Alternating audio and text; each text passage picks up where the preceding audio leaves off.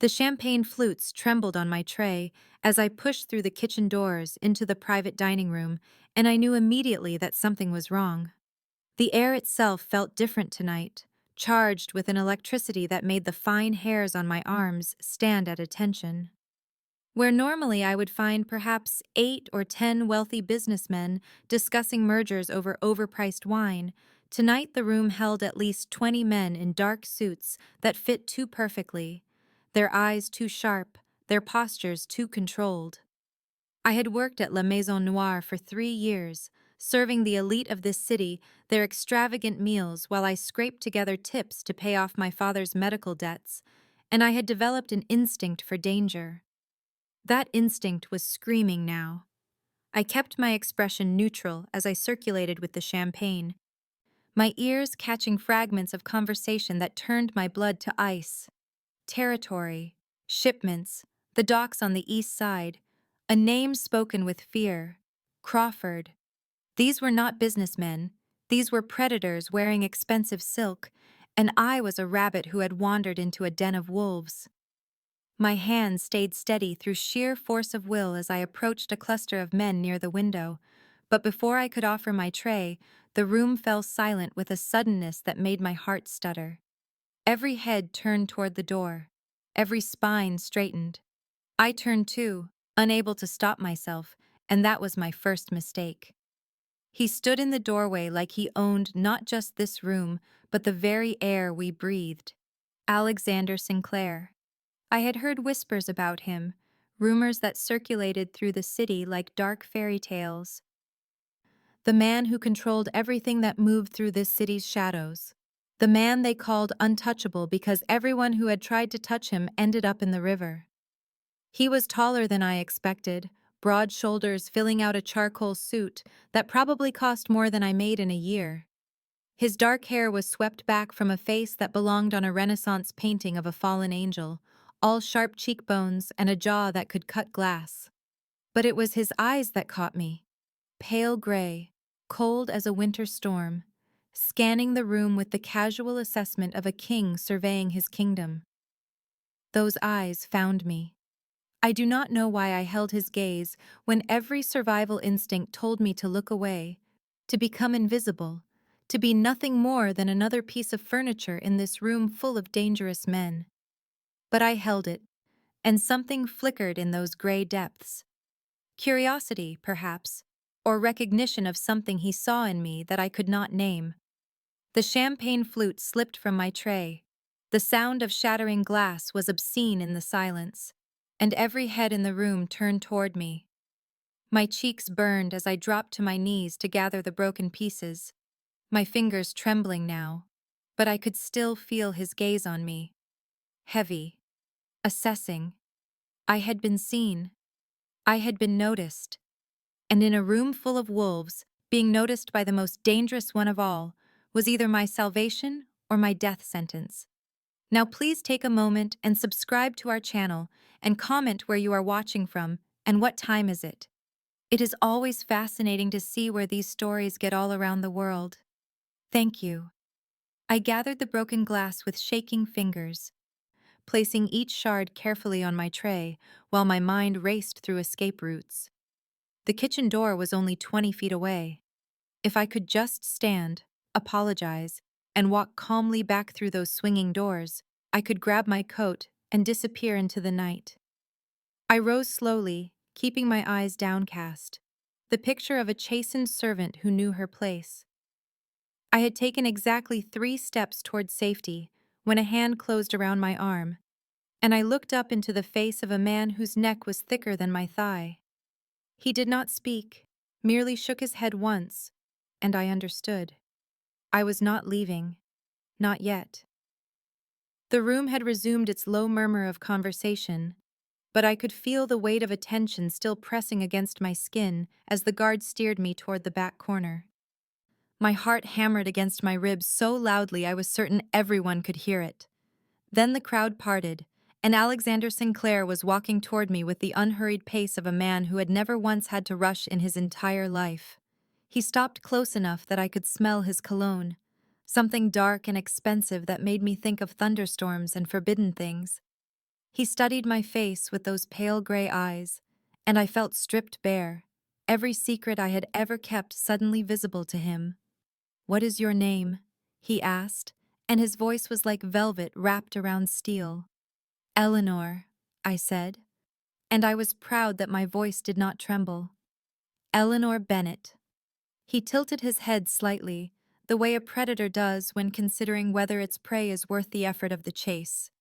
"You heard things tonight, Eleanor Bennet. Things that were not meant for ears like yours." I could have lied. I probably should have lied. But something in those cold eyes told me he would know, and lies would only make things worse. "I heard men talking business," I said carefully. "I did not understand most of it, and I have no interest in understanding more. I am just a waitress trying to finish her shift." His lips curved into something that was not quite a smile. "Just a waitress," he repeated, as if tasting the words. "And yet you did not look away from me when you should have. You held my gaze like an equal, not a servant. That was either very brave or very foolish." "Perhaps both," I said, and I watched something spark in his eyes. Interest, maybe? Or amusement at the mouse who dared to squeak at the cat. He reached out, and I forced myself not to flinch as his fingers brushed a strand of hair back from my face. The touch was feather-light, almost gentle, but it felt like a brand. "Go home, Eleanor Bennet," he said softly. "Forget everything you saw and heard tonight, and pray that we never meet again." He stepped aside, and the path to the kitchen door was clear. I walked on legs that felt like water, not running though every instinct screamed at me to flee. I could feel his gaze following me across the room, burning between my shoulder blades like a physical touch. I did not look back. I pushed through the kitchen doors, grabbed my things, and escaped into the cold night air. But even as I hurried down the street toward my apartment, I knew the truth with a certainty that settled like ice in my stomach. Alexander Sinclair had let me go, but I was not free. I was on his radar now, caught in the orbit of a man who destroyed everything he touched. And some part of me, some traitorous part buried deep, was not entirely sorry. I spent the next day trying to convince myself that the previous night had been a fever dream, some stress-induced hallucination brought on by too many double shifts and not enough sleep. But the bruise on my arm where the guard had gripped me was real, and the echo of Alexander Sinclair's voice, telling me to pray we never met again, played on a loop in my mind every time I closed my eyes. I was still thinking about those pale gray eyes when I came home to find my younger sister Lucy sitting at my kitchen table, mascara streaking down her cheeks, a crumpled piece of paper clutched in her trembling hands. My stomach dropped before she even opened her mouth, because I knew that look. I had seen it on our father's face in the months before the cancer took him. That expression of someone who had made a terrible mistake and could not find a way to undo it. "Lucy," I said carefully, sitting down across from her. "What did you do?" The story came out in fragments between sobs. She had borrowed money, just a little at first, to cover rent when she lost her job 3 months ago. She had not wanted to burden me when I was already drowning in our father's medical debts. But the interest had compounded, and the little loan had become a monstrous thing, growing larger with each passing week, until the number on that crumpled paper made my vision blur. $50,000, an impossible sum. And the men she had borrowed it from were not the kind who accepted payment plans or sob stories about dead fathers and struggling sisters. They were connected to Henry Crawford, a name I had heard whispered in that private dining room with the same fear they reserved for Alexander Sinclair himself. I held Lucy while she cried, stroking her hair and telling her we would figure something out. But my mind was racing down dark corridors toward a door I had sworn never to open again. There was only one person in this city with the power to make a debt like this disappear, only one man who might have reason to help me after our strange encounter. The thought was madness, absolute insanity. But as I watched my sister sleep fitfully on my couch that night, exhausted from crying, I knew I had no other choice. The next evening found me standing outside La Maison Noire, my hands clenched at my sides to hide their trembling. The men at the door recognized me, their smirks telling me exactly how foolish they thought I was for returning. "I need to see Alexander Sinclair," I said, and my voice came out stronger than I felt. They laughed, actually laughed, and one of them opened his mouth to dismiss me when a familiar velvet voice cut through the night air. "Let her in." He stood in the shadows just inside the doorway, those gray eyes gleaming with something that looked almost like anticipation. "I told you to pray we would never meet again, Eleanor Bennet." "I guess I am not very good at praying," I said. And I walked past his stunned guards into the monster's lair. He led me through the restaurant to a private office in the back. And I tried not to notice the way his men watched us pass, their eyes full of questions they would never dare ask aloud. The office was all dark wood and leather, expensive in a way that whispered old money, even though I knew his fortune was built on blood and shadows. He gestured to a chair across from his desk, and I sat, folding my hands in my lap to keep them from shaking. "So," he said, settling into his own chair with the easy grace of a king on his throne. "You came back despite my warning. Either you have a death wish, or you need something badly enough to risk my displeasure. Tell me which it is, Eleanor Bennet." I told him everything. About Lucy, about the debt, about Henry Crawford's men, and the impossible sum they demanded. I watched his face as I spoke, searching for some sign of what he was thinking, but he was carved from stone, giving nothing away. When I finished, silence stretched between us like a held breath. "You want me to clear your sister's debt?" he said finally. "And what exactly do you propose to offer in exchange?" I had thought about this all night, turning options over in my mind like stones in my palm. "I am a hard worker," I said. "I know how to be invisible when I need to be, and useful when the situation calls for it. I can wait tables, keep books, clean, organize. Whatever you need done, I will do it until the debt is paid." His laugh was soft, almost gentle, and somehow that made it more terrifying than if he had mocked me openly.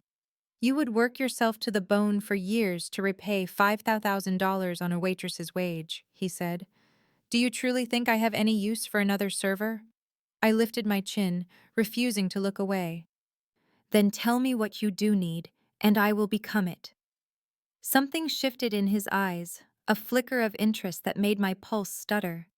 He leaned forward, resting his elbows on the desk, and I caught that scent again: thunderstorms and forbidden things. "Here is what I propose," he said slowly. "I will clear your sister's debt tonight. I will also extend my protection to your family, which means Crawford and his dogs will never touch either of you again.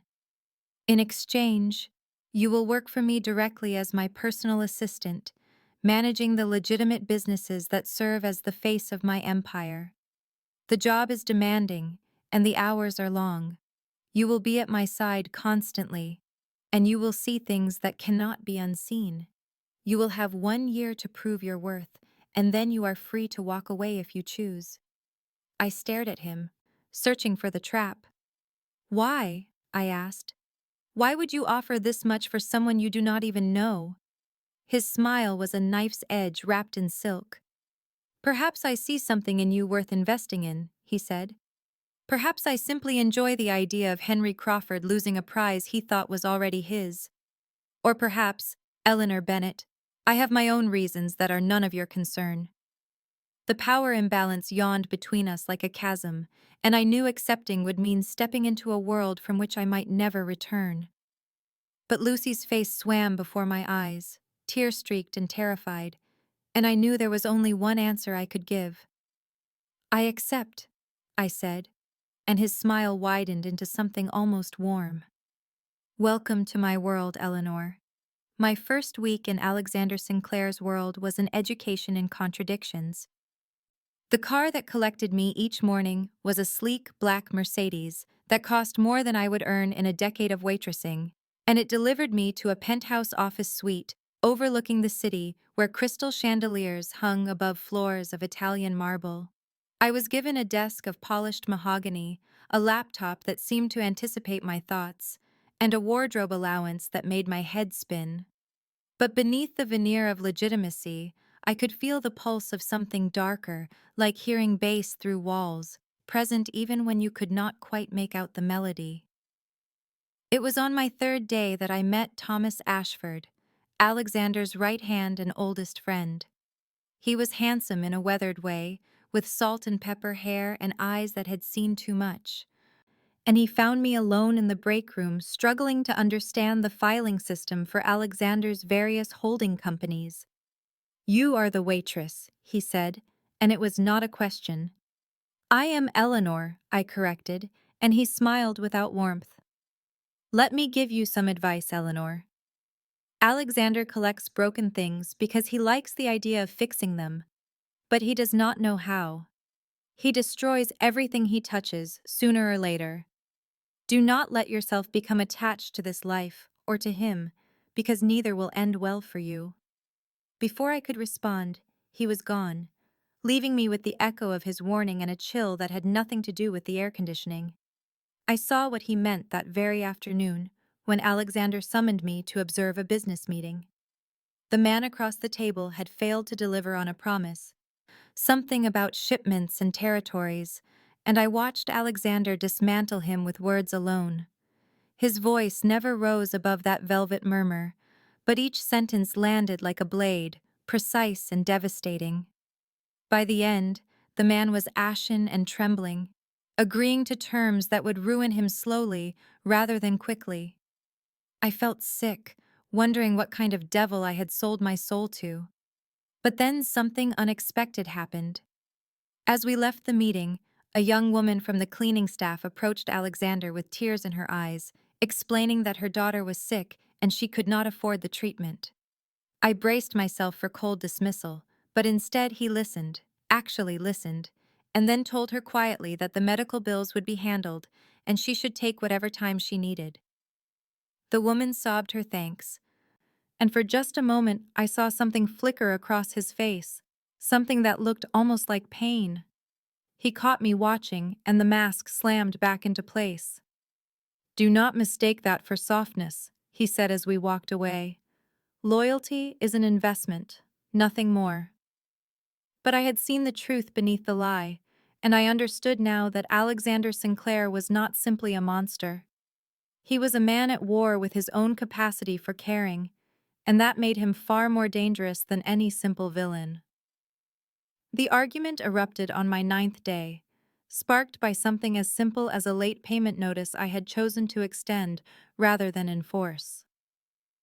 Alexander found me at my desk reviewing the account of a small restaurant owner who had fallen behind on his protection fees, and when he saw the notation I had made granting an additional 2 weeks grace period, his expression turned to ice.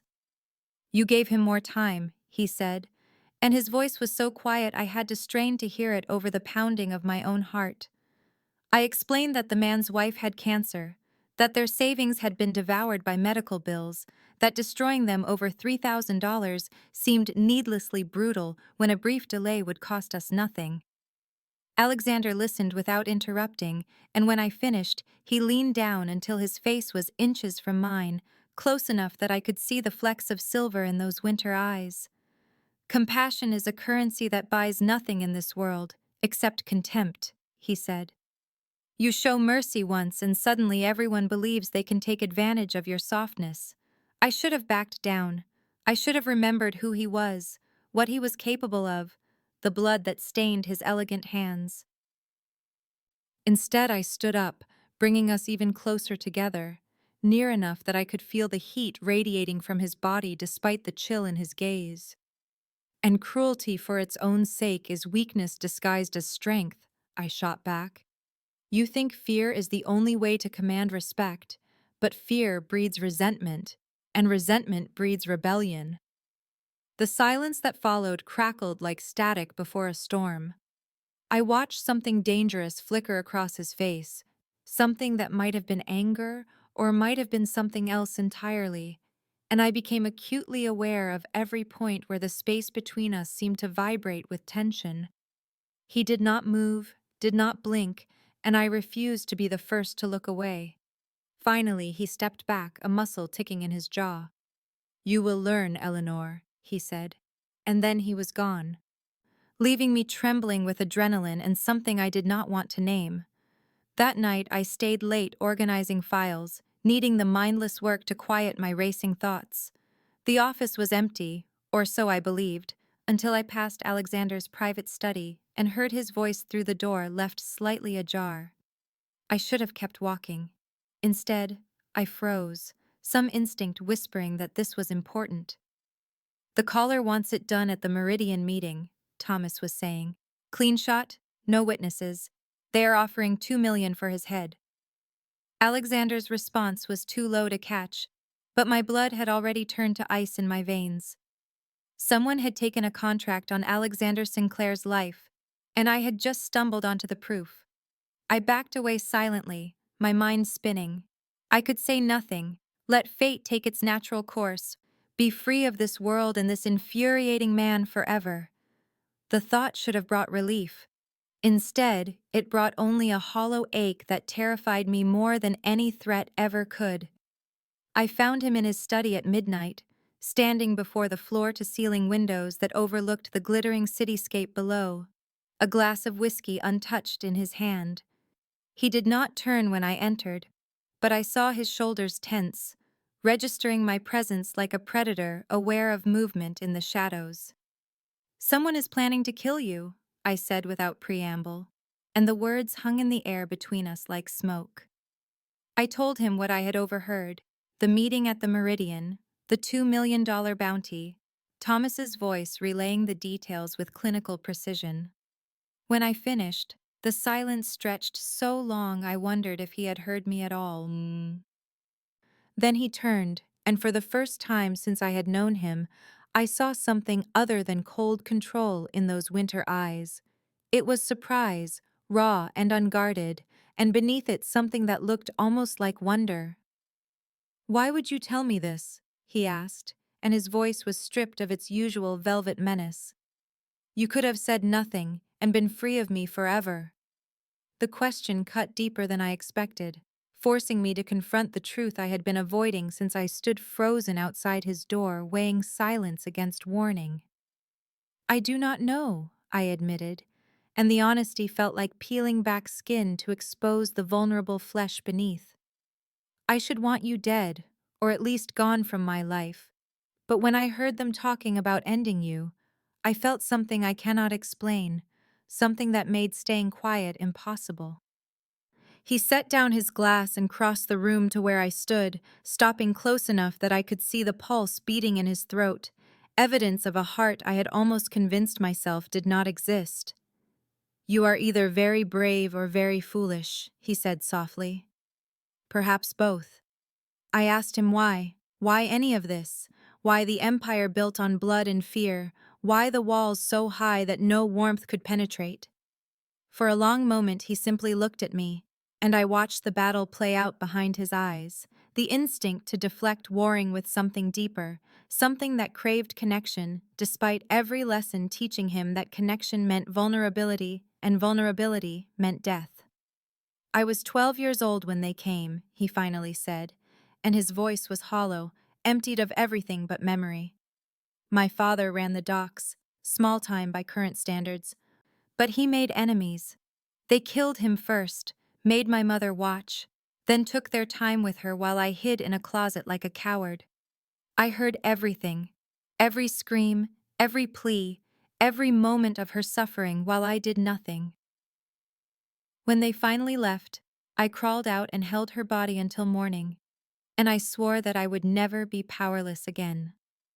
The raw pain in his confession shattered something inside me, and suddenly I saw him not as the monster who terrorized this city, but as the boy who had lost everything, who had built his fortress of cruelty brick by brick because softness had gotten everyone he loved killed. Without thinking, I reached out and touched his face, my fingers brushing the sharp line of his jaw, and he closed his eyes like my touch was both salvation and torment. "I am sorry," I whispered, and I meant it with every broken piece of my heart. His hand came up to cover mine, pressing my palm more firmly against his cheek. And when he opened his eyes again, I saw the wounded boy beneath the ruthless king, still bleeding after all these years. The attack came 3 days later. On an evening so ordinary, I had almost convinced myself that danger had decided to look elsewhere. We were in the back of Alexander's armored sedan, returning from a meeting with shipping contractors, the city lights streaming past the tinted windows like liquid gold. I was reviewing notes on my tablet, acutely aware of his presence beside me, the space between us charged with everything we had shared and everything we had not yet said. The first bullet shattered the driver's side window with a sound like the world cracking open.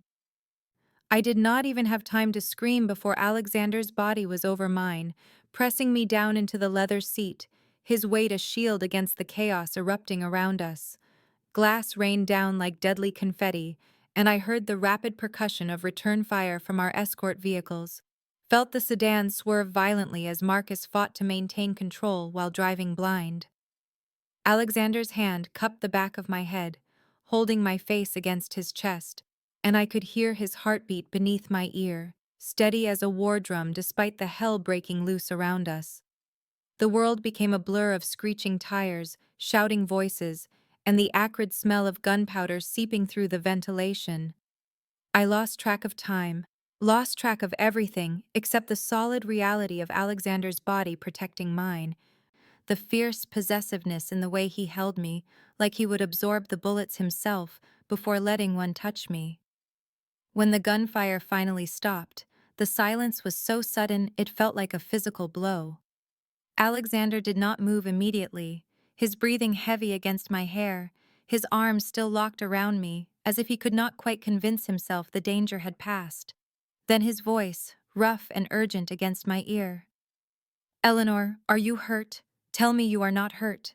I could not answer at first, shock stealing my words, but I managed to shake my head against his chest. He pulled back just enough to see my face, and that was when I felt the sting, sharp and hot along my cheekbone, where a shard of glass had traced a crimson line. His expression transformed into something I had never seen before, something that looked almost like fear. And his fingers trembled as he touched the edge of the wound. At his penthouse, he dismissed everyone, insisting on tending to the cut himself. I sat on the bathroom counter while he stood between my parted knees, close enough that I could see my reflection in his eyes. He cleaned the wound with a gentleness that contradicted everything I knew about him, his touch feather-light, his focus absolute. The antiseptic burned, but I barely noticed, too consumed by the intimacy of this moment, by the way his thumb brushed my uninjured cheek as he applied a small bandage. When he finished, he did not step back. His hands remained on my face, cradling it like something precious, and I realized I had stopped breathing. I could leave, I thought. The debt was nearly paid, the immediate threat neutralized. Nothing legally binding me to this man or his dangerous world. But looking into those winter eyes gone soft with concern, I understood with terrifying clarity that I no longer wanted to leave. And when his forehead dropped to rest against mine, when he exhaled my name like a prayer he had forgotten he knew, I understood that he had stopped wanting me to go. The dress arrived in a black box tied with silver ribbon, delivered to my door by a man who vanished before I could ask questions. Inside, nestled in tissue paper soft as clouds, lay a gown of midnight blue silk that seemed to hold starlight in its folds, and pinned to the bodice was a card bearing only 2 words in handwriting I had come to know. Wear this. The charity gala had been on Alexander's calendar for weeks. A glittering affair where the city's elite would mingle and pretend not to know that half the donations funding children's hospitals came from men who had built their fortunes in blood. I had assumed I would attend in my usual capacity, hovering in the background with a tablet and an earpiece, invisible in the way servants are meant to be. But when Alexander appeared at my apartment door in a tailored black suit that made him look like sin given human form, he extended his hand and said something that stopped my heart. "Tonight, you are not my assistant." he said, his eyes traveling over me in the dress that fit like it had been sewn onto my skin. Tonight, you are my date. The gala was held in a converted cathedral, all soaring ceilings and candlelight and music that seemed to drift down from heaven itself. I felt every eye in the room tracking us as we entered, felt the whispers rippling through the crowd like wind through wheat, and I understood that by appearing on Alexander Sinclair's arm, I had announced something to this world of wolves and serpents. She belongs to him now. We made the rounds expected of us, Alexander's hand warm and possessive on the small of my back, his introduction smooth as he presented me to judges and politicians and men whose smiles never reached their eyes. But when the orchestra shifted into something slow and yearning, he guided me onto the dance floor without asking, pulling me close enough that I could feel his heartbeat against my chest. "You are exquisite," he murmured against my hair, and I shivered despite the warmth of the crowded room. "Dangerous, that is what you are." I tilted my head back to meet his gaze. "I am dangerous," I asked, and the absurdity of it almost made me laugh. "You command armies and I cannot even command my own heart anymore." His hand tightened on my waist. "That is precisely what makes you dangerous, Eleanor. You make me forget what I am, make me want things I buried with my parents 22 years ago." We swayed together in silence after that, the music wrapping around us like a cocoon, and I let myself imagine a world where this was real, where I was just a woman in love with a man instead of a waitress tangled in the web of a mafia king. When the song ended and another began, neither of us moved to separate. His lips brushed my temple, my cheek, hovered at the corner of my mouth. "I am terrified," I whispered, and he pulled back enough to search my face. "Not of you anymore. Not of your world or your enemies. I am terrified of this, of what happens when I stop fighting what I feel." His thumb traced my jaw, tilting my face upward, and I watched his eyes darken with want. "Then stop fighting," he breathed, and the distance between us began to close, millimeter by millimeter, an inevitability I had stopped trying to prevent. His lips were a whisper from mine when his phone vibrated against my hip, once, twice, 3 times in the emergency pattern I had learned meant catastrophe. He cursed softly, the word a warm exhale against my mouth, and the spell shattered around us like glass. The news that shattered our almost kiss came from Marcus, his face ashen as he intercepted us on the dance floor, with a phone extended toward Alexander, like an offering to an angry god. I watched Alexander's expression transform as he listened, watched the softness I had glimpsed moments before calcify into something terrible, and when he finally lowered the phone, his hand was shaking with a rage so profound it seemed to distort the air around him.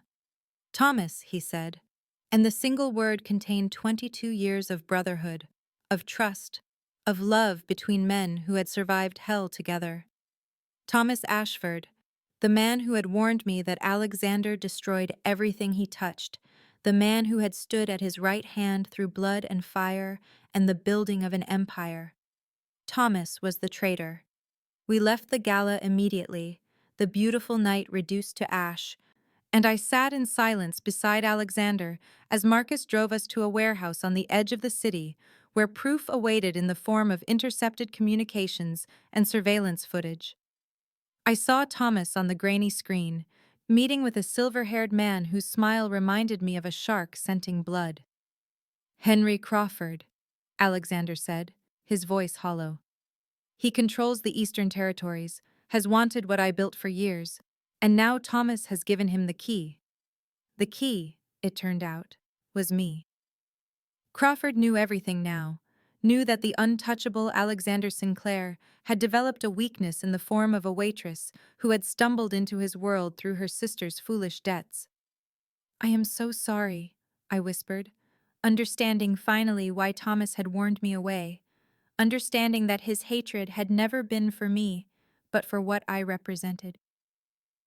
The crack in Alexander's armor that would eventually destroy him. Alexander stood at the window of the warehouse office, his back to me, his silhouette rigid against the lights of the city he controlled. I wanted to reach for him but did not know if I had the right, did not know if my touch would be welcome or if he would shatter beneath it. Then he spoke, and his voice broke on the words. I loved him like a brother. He taught me to fight, to survive. He held me when I was 12 years old and screaming over my parents' bodies. How do I reconcile that with this? I crossed the distance between us without deciding to, wrapped my arms around him from behind, pressed my cheek against his back, and held on as tremors ran through his body. You cannot reconcile it, I said softly. You can only survive it, and you will, because you have survived everything else. He turned in my arms, and I saw what no one else in his empire would ever be permitted to see. Tears tracking down the face of the most feared man in the city, grief naked and raw in those winter eyes. When he kissed me, it was not the gentle, almost kiss from the dance floor. It was desperate, drowning, two people clinging to each other in a storm. I tasted salt on his lips, felt his hands fist in my hair, and I kissed him back with everything I had been afraid to feel. The world narrowed to this, to him, to the way his mouth moved against mine like I was air and he was suffocating. When we finally broke apart, foreheads pressed together, breathing ragged, I understood that something had sealed between us.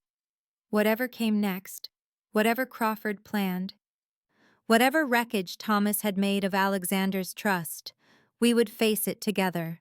I had fallen in love with a monster, and the monster had chosen to bleed in my arms. The photograph arrived at 3 in the morning, slipped under my door like a venomous snake, and I knew before I picked it up that my world was about to collapse. Lucy stared out at me from the image, her face pale and terrified, her wrists bound with zip ties, a newspaper held beneath her chin showing today's date. Behind her stood a concrete wall marked with water stains and rust, the kind of place where people disappeared and were never found. My hands shook so violently that I nearly dropped the phone that buzzed a moment later. An unknown number, a voice like gravel and poison. You have something Crawford wants, the voice said, and now he has something you want. The instructions were simple and impossible. Deliver Alexander Sinclair to a specified location within 48 hours, or Lucy would be returned to me in pieces. I stood in my apartment as dawn crept through the windows, turning the walls the color of blood, and I felt something inside me tear along a seam I had not known existed. I could save my sister by destroying the man I loved, or I could keep Alexander safe and condemn Lucy to a death I could not bear to imagine. The choice should have been obvious. Lucy was my blood, my responsibility, the girl I had raised after our mother checked out and our father drank himself into the grave. She was foolish and frustrating, and she had brought this upon herself with her gambling debts. But she was mine. Alexander was a killer, a crime lord, a man who had built his empire on the bones of his enemies. The world would be better without him, or at least that was what I tried to tell myself as I paced my small living room and watched the sun rise on a day that felt like the end of everything. But I could not do it. I could not be the one to lead him to slaughter, not after I had seen him cry over Thomas, not after I had kissed him like he was the oxygen I needed to survive. I was still crying when he found me 2 hours later, curled on my bathroom floor with the photograph clutched to my chest. He did not ask questions at first, just gathered me into his arms and held me while I sobbed against his shoulder, stroking my hair with hands that had ended lives, but touched me only with tenderness. When I finally managed to speak, to show him the photo and explain the impossible choice Crawford had given me, I expected rage. I expected him to pull away, to look at me with the cold calculation of a man deciding whether a liability should be eliminated. Instead, he cupped my face in his hands, wiped my tears with his thumbs, and said something that broke me open entirely. We will get her back, Eleanor. Together. He did not hesitate, did not weigh her life against his own, did not demand to know why I had even considered the alternative. He simply chose me, chose my sister, chose to walk into a trap because my heart was breaking. I love you, I whispered, and the words felt like surrender. The war room in Alexander's penthouse had transformed into a command center within hours. Maps of Crawford's compound spread across every surface, surveillance photographs pinned to boards. His most trusted men gathered around the central table, like generals planning an invasion. I stood at the periphery, watching Alexander direct operations with the cold precision of a man who had waged wars before, and I understood for the first time the full scope of what he commanded. 37 men would breach the compound from 3 entry points. Snipers would neutralize perimeter guards. A secondary team would cut power at exactly 2:47 in the morning. Every detail had been calculated, every contingency planned, except for one variable that Alexander refused to include. Me. You will stay here, he said, not looking up from the blueprints, and I felt the familiar spark of defiance ignite in my chest. I moved closer, planted my hands on the table across from him, and waited until those winter eyes finally met mine.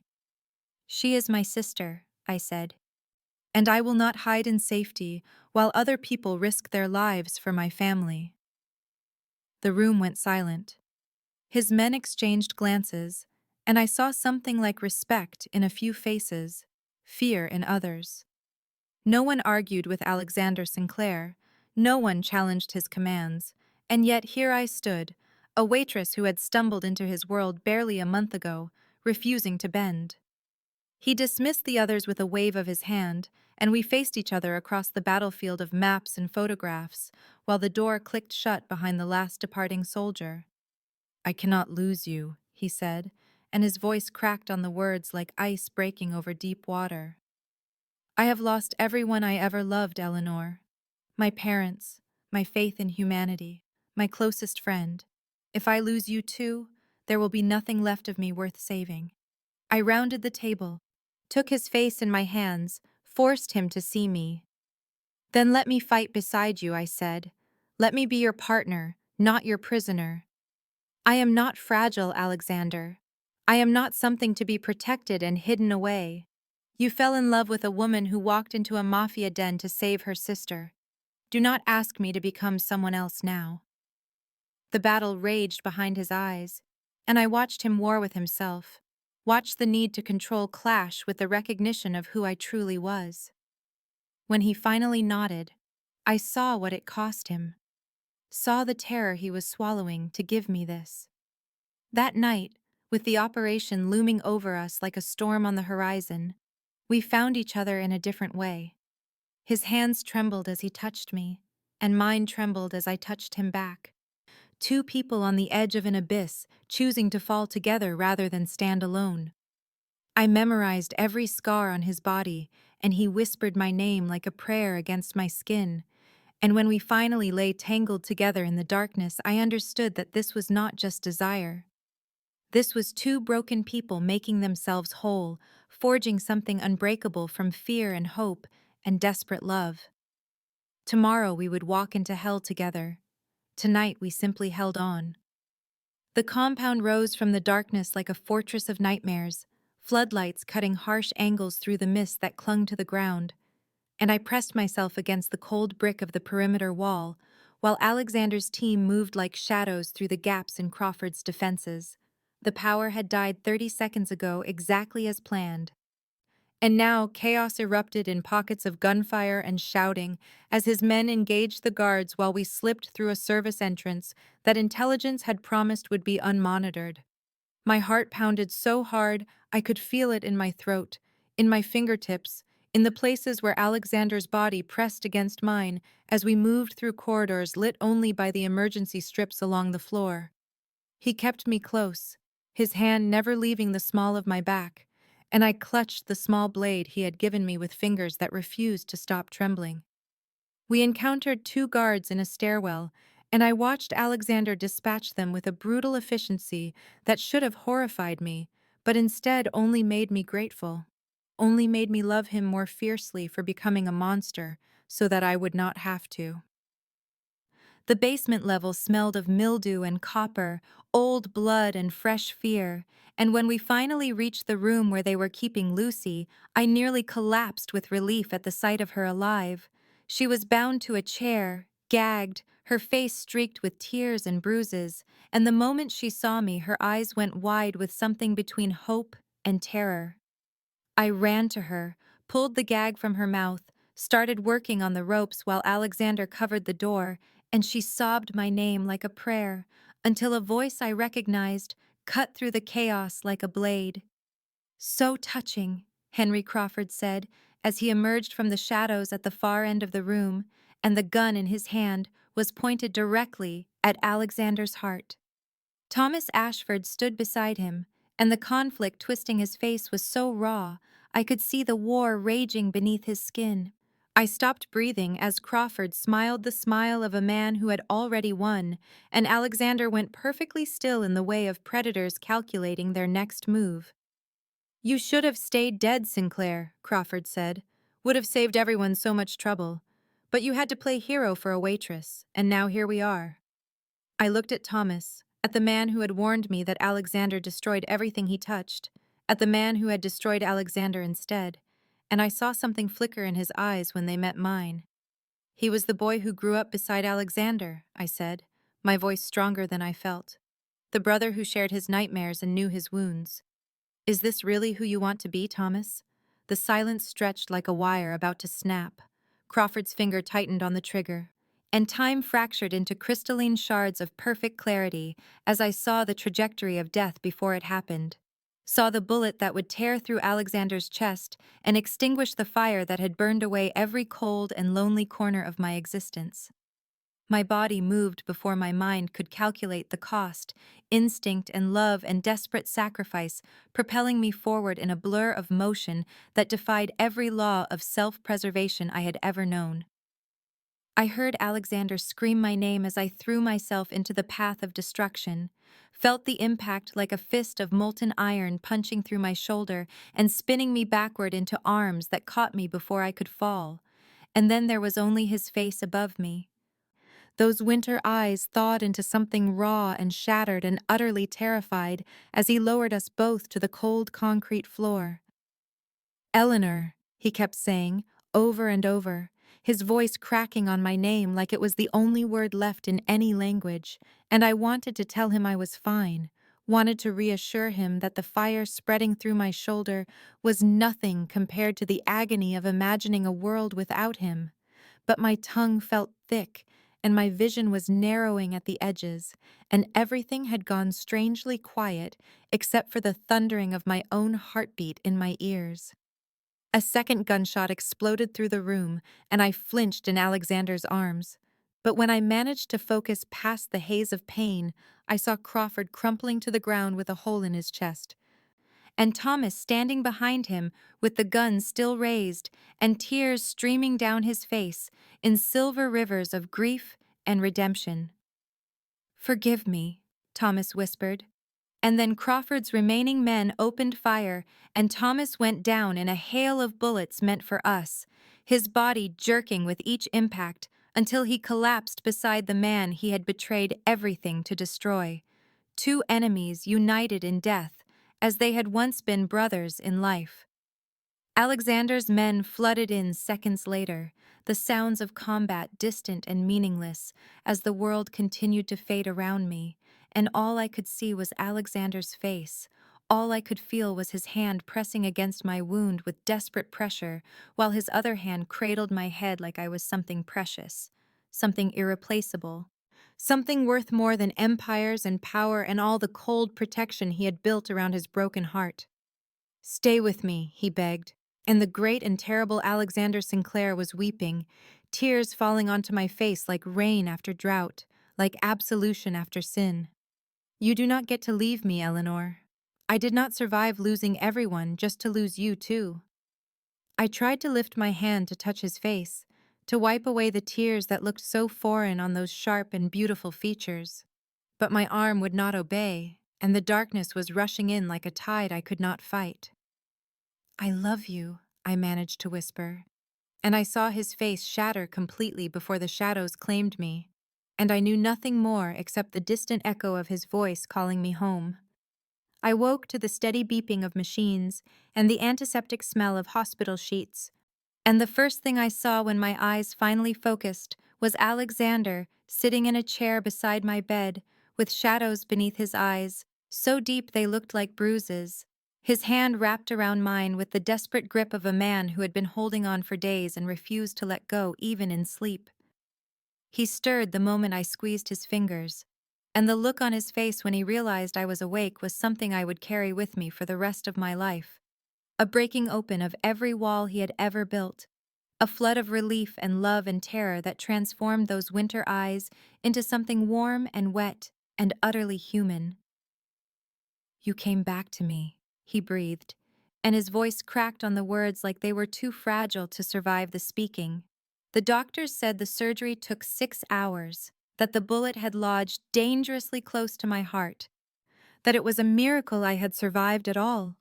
But Alexander simply said he had threatened every surgeon in the city until they understood that failure was not an option. And I believed him because I knew now that this man would burn the world to ashes if it meant keeping me alive.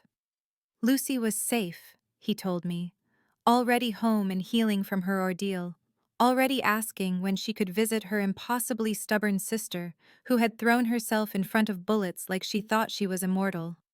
Thomas was buried beside Alexander's parents in a private cemetery that overlooked the sea, and when Alexander spoke of him, there was grief in his voice, but also something like peace, like forgiveness for a brother who had lost his way, but found it again in the final moment that mattered most. "I am restructuring everything," Alexander said, his thumb tracing circles on my palm like he could not stop touching me, could not stop reassuring himself that I was real and warm and breathing. "The legitimate businesses will become truly legitimate, the shadows will recede, and I will build something clean for us, something worthy of the woman who was willing to die so that I could live." I tried to tell him he did not have to change, that I loved him as he was, darkness and danger and all, but he pressed his lips to my forehead and told me he wanted to deserve me, wanted our future children to know their father as something more than a monster in expensive suits. And the image of that future, of tiny hands and first steps, and a home filled with laughter instead of fear, made my heart ache with a hope I had never dared to feel before. Months later, I stood on the terrace of Alexander's estate, wearing a ring that felt like a promise and a victory all at once, watching the sunset paint the gardens in shades of gold and rose, while his arms wrapped around me from behind, and his lips brushed the curve of my neck in that way that still made my breath catch after all this time. I thought about the woman I had been that night in the restaurant, terrified and trapped, and certain that her life would always be a struggle for survival, and I marveled at how far we had both traveled to reach this moment of impossible peace. I jumped in front of that bullet because some things are worth dying for, because love is not a calculation of risk and reward, but a leap into the unknown with faith that someone will catch you before you hit the ground.